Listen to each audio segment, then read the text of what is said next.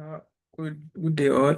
I'm Mustapha SOLIU. So today I want to present on the HS intervention in the Gulf of Guinea, their effectiveness, challenges, and the lesson learned. So during the course of my presentation, these are the set objectives. So I first of all examine the factors that influence the HS interventions to assess their effectiveness and their efficiency. Also evaluate the short-term versus long-term impacts of the HSE intervention, and also to identify success factors and integration strategies, and finally to draw a lesson learned from the HS intervention in the Gulf of Guinea. So on the background of study, so the Gulf of Guinea, as we all know, is one of the richest, it's one of the world richest oil provinces. But despite this volume, it faces high operational risks such as the oil spills, sabotage, and piracy.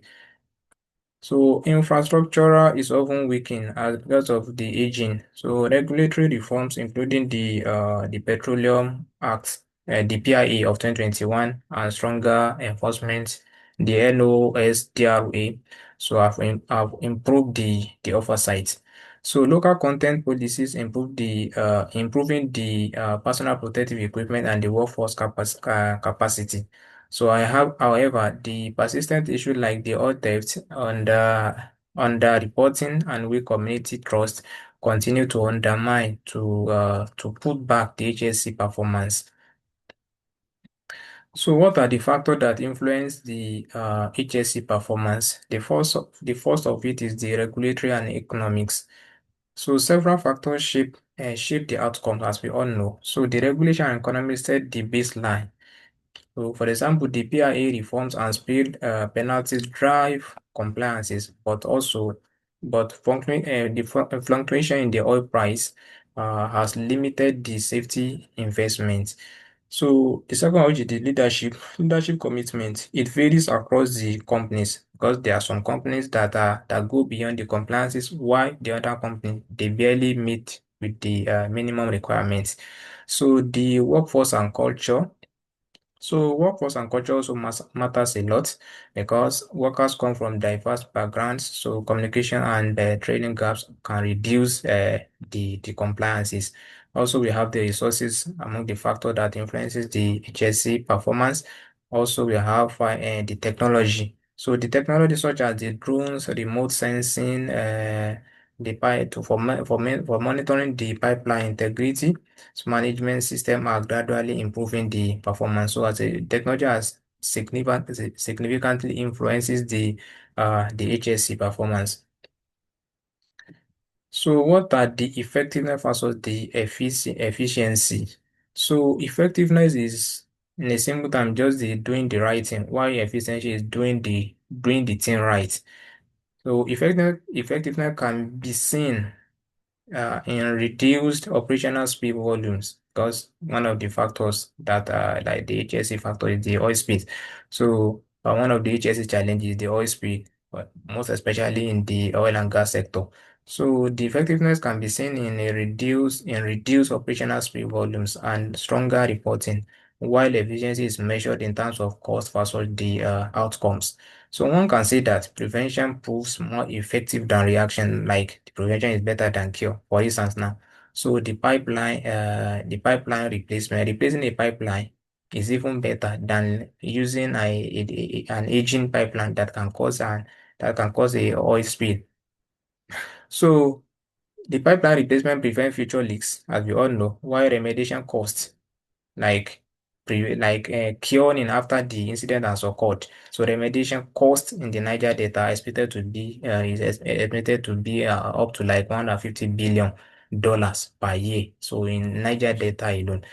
So still efficiency is weakened when interventions are not aligned with community needs. So there's supposed to be a collaboration between the operator and the community, the resident. So this in alignment leading to mistrust and ongoing environmental damages. So what are the short-term effects? What are the short-term effects? So the short-term effect, which is the first one is the rapid hazard reduction. So this short-term gain include rapid hazard reduction through the drills and permit enforcement. So we also have the visible improvements from pipeline rehabilitation. So fewer leakage, we have the fewer leakage that can lead to speed. Also, the higher worker vigilance through training programs. So this is among of the short-term effects. So a company like NIPCO, so they have a record of zero lost time injuries due to the consistent staff engagement. So as a result of engaging their staff, they have zero record of lost time injuries in some years back. So quick containment of speed also have improved when response system are recently tested. So when all the equipment are adequately and periodically calibrated, so though such gain can be fragile if not reinforced. Uh, what are the case studies? We have one case study here, which is Shell, SPDC, which is a joint venture between the NNPC, the Shell, and the AGIP that's located in the Niger Delta. So in 2023, operational speed greater than 100 kilogram, down from 10 in 2022. What this means is that uh, so in 2023, the oil spill recorded by the Shell was slightly reduced from that of 2022, even though it was based on journals and articles. It was said that about half of the oil spill that occurred in 2022, like the 2022 oil spill reduced by half in 2023. What was the secret behind this? The company replaced 54 kilometers pipelines under the integrity program. That means they replaced their holding pipelines. They replaced that span 54 kilometers. So however, 94% or out of 94% of the recorded oil spill was due to oil theft. They're highlighting, which means it's not a technical risk. So it be because of the sabotage or theft and the damage from the resident people. Also, worker fatalities remain a concern, showing that while progress is visible, much more needs to be done. So, the long-term effects and success factor, we have a safety culture embedding. So, which are should be driven by the leadership. So, one of the long-term HS intervention is embedded safety culture, improve asset integrity and strengthen the infrastructure resiliency. For example, now the NNPCL of Nigeria, national pipeline they did a national pipeline rehabilitation project that cover about more than 5,000 kilometers, which promised to improve the reliability of the oil transportation. So the key success factor including the leadership commitment. So as I put here, which is the success driver. So include the leadership commitment, adequate resources, effective communication, continuous improvements, and the integration of HSE into management system. So the what are the key takeaways from this report? So and the lesson learned.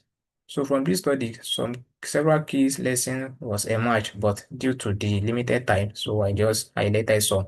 The first one is HS intervention yield quick wins, but need systematic embedding, which means that HS intervention deliver quick wins, but sustainable success. In order to for this to be sustainable, so it requires integration into corporate system and culture. So the second one is the regulatory oversight plus leadership commitments. So if we can combine the two, it will lead to progress. So leadership commitment and strong regulatory enforcement they are very, very critical. So the third one is the community engagement, which is very, very essential in order to combat sabotage and thefts.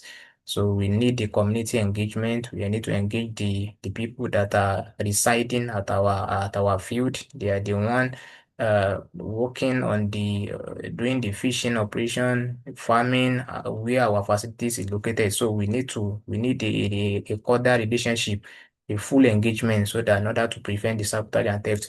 So the fourth one is the sustainability. which depends on data-driven monitoring and local capacity development, developing the local capacity by employing the local people. So this will also enhance and improve the HSE intervention, and because it will minimize the action of theft, sabotage, oil spill, and the like. So whereby it minimizing the HSE intervention.